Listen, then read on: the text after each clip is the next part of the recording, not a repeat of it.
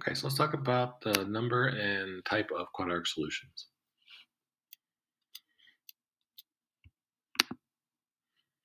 Okay, so first is a quadratic solution, actually any quadratic solution, so it doesn't have to be in this form, but I want you to get used to thinking that to solve quadratic, especially with factoring and the quadratic formula, you need that equal to zero. All right, but any quadratic, it doesn't have to be in this form, always has two solutions, and it's because the power is two. So anytime we have a polynomial, it's the largest power, which we call the degree, identifies the number of solutions. So this will be two solutions. All right. Now the solutions can be in different forms. It can be two real numbers, right? So the x can be any two real numbers, different real numbers. The x could be one real number that occurs twice, and we call that a double root. So let's say x is 3. The solutions really are x equals 3 and x equals 3. There are two of them. They're just the same number. Okay? Or the two solutions could be non-real numbers. All right. And those are called imaginary or complex numbers. That's a whole different number system in mathematics. All right. It's a number system that exists. All right. So before we get on to how we find all this stuff, let's talk just a little bit about the non real numbers. So they come from this idea. Here's a quadratic equation x squared equals negative 1, right? Quadratic, it's a square. So what is this suggesting? It's asking what number when I square it will I get a negative 1, right? So what number when we square it do we get a negative 1? Well, the real numbers are all numbers from negative infinity all the way to positive infinity. I only show the integers, but that's also the decimals, the fractions. So a half, 1/10, negative 1/16, negative 0.0006, right? Those are all in here. So what number in this real number span when I square it equals a negative 1? Well, negative 1 squared is positive 1. That won't work. A positive 1 squared is positive 1. That won't work. In fact, any of the negative numbers all the way to negative infinity when I square them will be a positive, so that won't work. And any positives will be positive. And just for, to be thorough, 0 squared is 0. That won't work either. So a square takes every real number and makes it non-negative. So that means that there are no real numbers that when I square them, they'll equal a negative 1. So this solution has to be a non-real number, right? There just isn't a real number that does this. All right, so now when we think about non-real numbers, think about this. X squared equals negative 1. When I square root both sides, I get x equals square root of negative 1. So when you see the square root of a negative, you need to be thinking of this idea, right? This square root, the interpretation is what number, when I square it, will be negative 1. That's what this means. Okay, so it's easy to see x squared equals negative 1 isn't a real number, but it's hard to interpret this as the same exact thing, but it is, right? Square root both sides, they're the same exact thing. So when you see a square root of a negative, you got to be thinking non-real number. Okay? Okay. So let's do this. Let's solve x squared equals 2x plus 3 by graphing, factoring, completing the square, and the quadratic formula.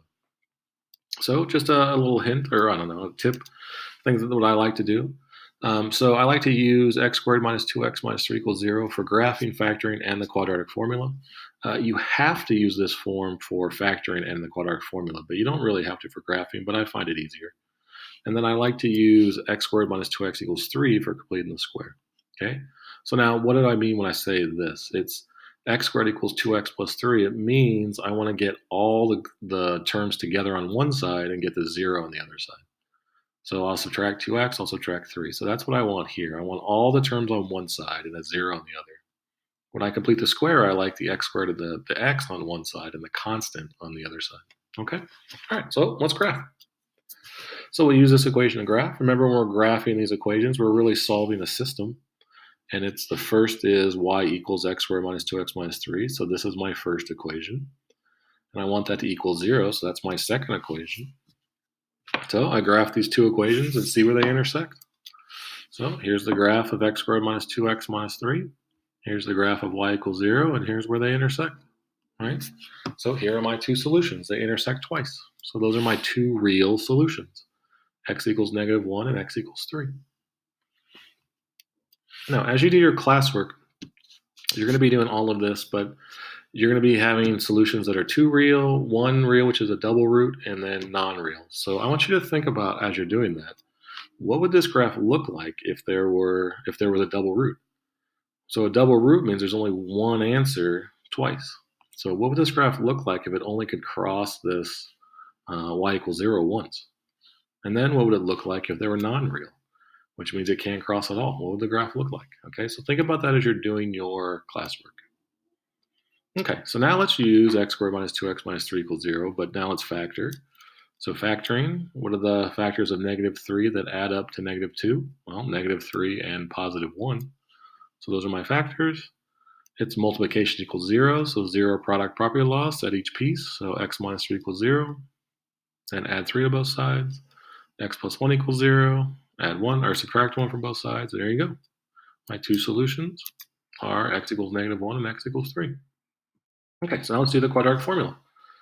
So I have a equals 1, b equals negative 2, c equals negative 3. We'll put it in the quadratic formula. And I did change in b, so negative b and negative negative is a positive, so it's a 2. Then I did b squared, so negative 2 squared is 4. Okay, so those are the b's. Here are the a's. Oh, here's the c. Oh, these should both be green. Right? And then here's the other a. Okay, so let's do this.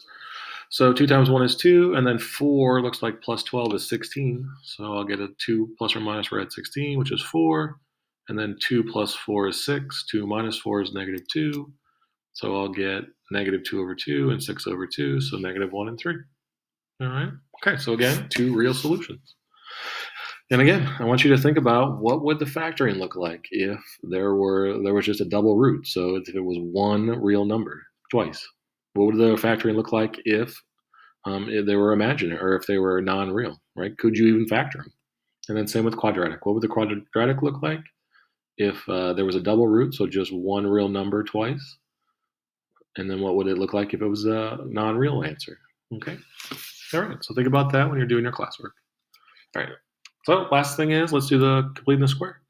So now completing the square, I like to have x squared and x on one side and the constant. So now let's cut this in half, negative 1. So we'll need to square that. So we'll add negative 1 squared, which is positive to both sides. Again, adding it to both sides is that clever 0. So if we subtracted this over, it'd be plus 1 minus 1. So that's how it's a clever 0. And now what are the factors of 1 that add up to negative 2? Well, negative 1 and negative 1. So that's a double.